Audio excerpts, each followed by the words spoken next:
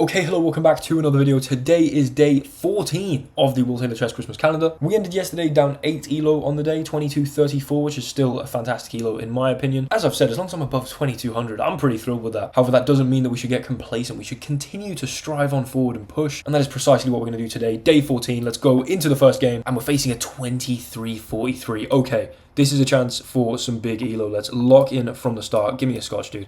Give me a classical Scotch. Give me a Blumfeld. Play Queen F6. It's the main move. It's the main move. It's the theory. Oh my lord, we get the Blumfeld. Right, mispronounced Blumfeld horrifically there. Okay, we'll pre-move this. Now, at the very, very, very least, I should have a time advantage here because I know this opening much like the back of my hand, although I don't really know the back of my hand that well. So, okay, G3. They go back. Okay, queen here. Are you going to play G6 or King F8? Now, this little check to then go back makes things slightly different, I think, than the line where they don't give the check and go straight back. However, immediately the similar threats of, for instance, the queen attacking this, then the mate threat, then we can, I think, castle, because again, if you take, there's a checkmate here.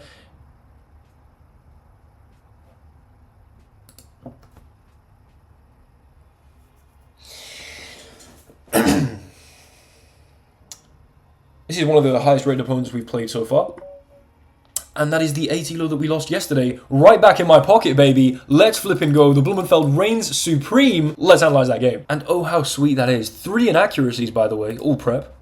3 inaccuracies. The first one is playing the Blumfeld. The second one is playing G3 here. King D2. Get out of my face. Get out of my face. I think the Lichess engine has either had an update or regressed to some kind of Neanderthalic way of thinking. G3 is a fantastic move. The point being that if they take here, we prompt them to take the rook, and then we get to win the fork back, dislodge the king. It's a very, very interesting line. However, they go back. Queen G4, Queen F4. Of course, with Queen F4, I didn't quite expound this during the game, but we do threaten this fork, which prompts D6. Then, of course, we threaten the mate here on F7. They defend it, and we just castle, which is okay. This is an inaccuracy.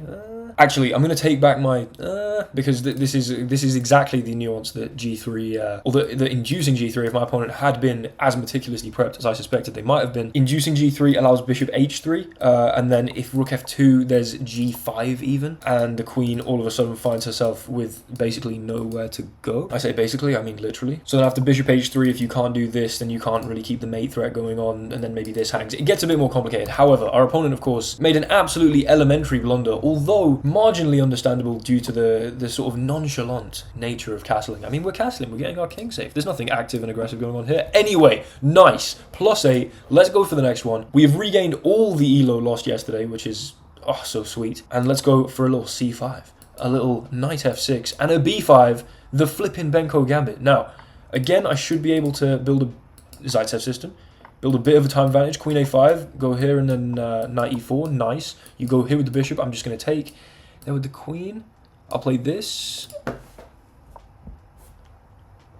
Today, you're witnessing. Okay, the first game I played very well, obviously. This game, not only did I just hang a knight in one move, my opponent then didn't take the knight in one move. Anyone, and I mean anyone, who is below, like, this guy's nearly 2300. You're seeing 2300s make legitimately horrific blunders. Let's take it. And I'm frankly overjoyed that they didn't take that knight. That would have very much dampened my mood. Bold, okay. Hold on, I just spent way too long talking instead of just capitalizing on the fact that, you know, my blunder went unpunished. Let's try and regain some of that time on the clock. We're going to try and develop out this way. That's interesting. The activity that we get here along the A and B files makes it kind of obvious where I want to orient my pieces. The isolation of the A pawn means that maybe, you know, if they take and lift my rook for me, fantastic. If not, I could maybe trade the bishop and look to stack the rooks, put some pressure on that A pawn. They have moved the bishop now, okay. Honestly, bang. They took with the knight. I didn't even think about that. I thought they took with the king. That doesn't really make too much of a difference. And now I think what I will do is play. Is there any argument that rook A4 is a better idea? Be a bit more active over here somehow. I mean, there's certainly an argument for it. I don't know how convincing that argument is. Let's just stay a little, you know, a little long range with the pieces, and we'll step across to here and just be threatening to take this. They play A3, of course, but now this looks a little soft. I can bring the knight in. I don't know, my pieces just definitely make sense. They're well oriented. This king is maybe a little exploitable. My time situation doesn't make so much sense, but my pawn structure definitely does. I cannot believe I hung a knight there. I'm so sorry. I'm used to a completely different line. Queen C2 is not a very common move, although it is a very decent one, so I should very much, you know, be prepared for it. Let's play knight in here. We're tickling all sorts of stuff. Is there any incentive to do this? I don't know. Certainly an incentive to take it here, though. No? But then just takes, check, bishop F8. Don't know if I love that. I could start with rook takes here. Bishop takes, knight takes. Nah, but then you move the king. If I take here, I lose this. Ah, my time. You know what? I don't even want this. For some reason, I'm just going to step back over here. I can't precisely describe why I'm doing this. I've just got some intuition here. Ooh, okay, maybe I'll... Oh, man, I don't know. Do I just go back? I mean, you've disconnected the pawn from the defense. Time. I'm going to go here. I want a bit of luft. Maybe we're threatening to take this now. Yep, they maybe squeeze me. I can take this, I think. Takes, they give a check. King g7. That's interesting. I have to take, I guess. And then I can just come back. And I don't think you're trapping me here because I can just take. And then, okay, either retreat this way or whatever. Step back. Oh, my lord, it's just time. It's just time. Materials equal, of course. As per flipping usual, my time situation becomes more than dire. And, you know, I then hesitate over a move and do nothing about it. Here, just trying to create a bit of room to play here. A bit of room to have some fun here. Keep the pawn island nice and solid. Bring this up maybe. You ever push this? Maybe this is weak. I'm maybe a little worried about a potential discovery, but it doesn't seem that there's anything particularly threatening. Here, simplification. This is now defended, actually. Pretty insane. Didn't even really see that, I'll be completely honest. Take. Ah, here. Here. Don't know why I did that. I'm going to just push this pawn. I'm going to just push this pawn. I've got to send it with the f pawn. Maybe rook f8. Bring the bishop back to f6. Honestly, I'm feeling pretty good. I don't think their rook's really got any activity. Their pieces seem a little uncoordinated, maybe. That's insane to allow. Move. Oh, my lord, man. Oh, my lord. Time. Might just bring this across here, honestly. 5.6 seconds in a dream. Probably could have sacked there for something vaguely interesting, but I don't know. Doesn't look very convincing whatsoever.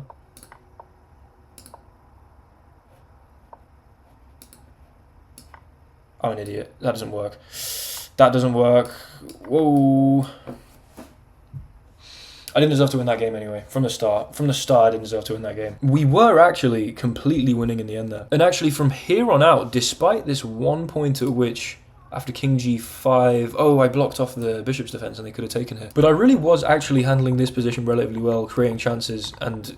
You know, I was going to go on to win that game had, obviously, I had a little more time on the clock. You know, I could put the king on, like, e2 and then make slow progress at the pawn somehow. Obviously, my pieces are well coordinated here. The pawn can't even move. Yes, you've got a nice aesthetic knight outpost here, but it's hardly, you know, doing anything particularly relevant. But apart from that, and, of course, completely ignoring this little shenanigans, I mean, what the hell. A pretty well-played position. I built a fairly significant advantage here. I could have played f5, which I guess makes some sense. f5 because you can't push straight away with any pawn structural kind of damage. Gambit. I'm threatening to take and open this up onto the bishop. Okay. I mean, I hardly think I'm going to see this again in terms of the king d2 move. That seems an odd way to defend things, but again, reasonable. Could have easily just done this and brought the rook, though. Again, you know, the rook needs to stay connected to here, so understandable. But yeah, just flag. My time management is not good enough. Let's go into the final game of day... How day are we on? 14. And let's go for another c5. Imagine we get the same line. Oh my god, c3 sucks. London system... I'm about to throw up. Let's play queen b6 and go after this. I imagine they'll play queen b3. Just... Okay, we're going to play against some pawns. That's what I'm doing right now. That's what I'm doing. I am going here. Pressure on this. I am going here, honestly. Maybe. Or I could play for this and this. Time, dude. Just your time management is appalling. Absolutely appalling. Let's play a6. Prevent anything coming in here.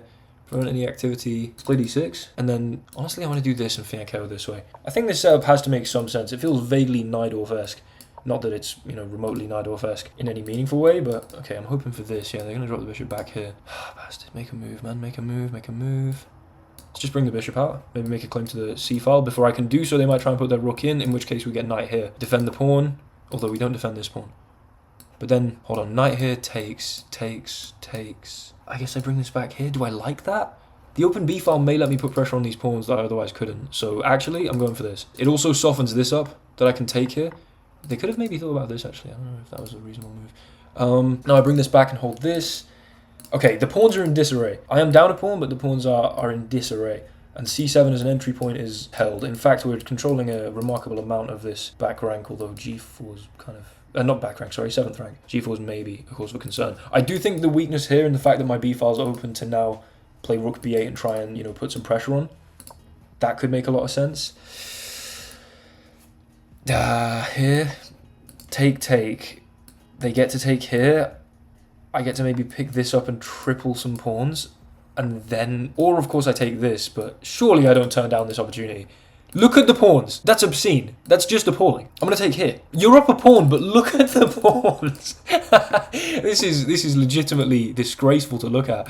Let's play bishop takes here, because we can take that with tempo on the knight. They can just come in here, which I should have seen that. Bring the bishop back to here. Threaten the rook. You definitely go in behind here. Although, rook here maybe. Trade. You end up a pawn up in the end after that. For some reason, I just need to move. Okay, we're going to go after this b pawn. I mean, the state of these pawns here, surely this has to be at least a kind of drawish type position. We're going to go and bring the king up, actually, to defend the bishop. I don't know if that's a fantastic idea. It does leave this bishop kind of, you know, it makes my king do a job that maybe the king doesn't want to be doing. But now, okay, now there's nothing going on the queen side, and we're just left to examine the king side. Something tells me that, like, I don't know, my bishop in here makes sense. And then I can maybe stack some pressure here. Go in behind, make the knight move and enter on the second rank. I think this position will be fantastic for my bishop. Here, right? Oh, can they do this maybe? Bring the rook here. At least the time's getting nice and even. Yeah, bring the rook here. Okay. Now your knight is tied to this. My king seems very safe. I'm going to bring the rook here. Put a little pressure on that knight. The knight can now, of course, move. Bring this in here. You go here and I play h5. Whoa. I can't defend that in the end, can I? You know what? Take with the bishop to let this battery potentially thrive. Then when I go here, you do have a follow-up.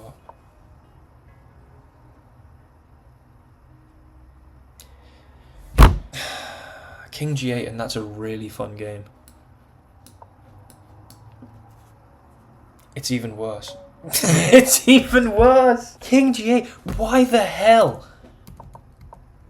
Why the hell would I play King h6? The amount which I have blundered in this series is obscene. This was such an excellent game up until... I mean, if we're looking at the progression on this graph, I'm building a slow advantage, handling things very well indeed. Rook comes here, knight here, takes. I bring the knight back, we're all looking good. And then at this point, I should have just taken here, which I guess makes sense. Rook takes here. Then I have d5, which, okay, attacks the bishop. Oh my lord, is that bishop trapped? Wow, okay. I mean, yeah, of course I just didn't see that. Fair enough. So I did have an opportunity there. This was still a very reasonable endgame, and of course, I mean, everything was dead drawn. I was thinking that at the end there, I was creating some ideas. If rook here, King g8, of course. The knight is then rooted to the spot holding the rook. There are surely ways for my opponent to blunder here. Yeah, they have one move, and it's rook d7. Now, maybe they find this, but, you know, if I just play King g8 instead of King h6 here, I'm the one doing interesting things. If they don't play this, I'm going to have discoveries. I'm maybe going to be able to go here and then, you know, mate them. If you imagine, like, the rook comes here, would I not have check? And then if here, like, check and mate, maybe? And I guess if rook d7, is there an argument for this, maybe? And then they can't take? There is, and they'd have to go... King g3, of course. But there's at least a simplification where after takes here, desperado, and here, this definitely should be a draw. But like, I can keep prodding and poking. The king comes here. You know, maybe there's an idea of a check here even. Hold on, what? Okay, that, I mean, they have to sack the rook there. And now this is supposedly a draw. But again, you see that obviously I'm doing well in this endgame. Instead, just... absolute imbecilic behavior. King h6. That sucks. I'm so sorry to those of you that have watched this video. That would have been so sick. Okay, rest of the game carried out pretty well. We are down an unfortunate 5 elo on the day, I believe. +8, a -6, and a -7. Yeah. I mean, the highs reached on day 11 and 12 may be in the past, but no. No. What a terrible attitude. Day 15. Day 15. That is the day on which I will redeem all of this elo with a nice 3 wins. I'll see you tomorrow for that day. Like, comment, and subscribe. I hope you're still enjoying this series, and I'll see you guys in the next one. Goodbye.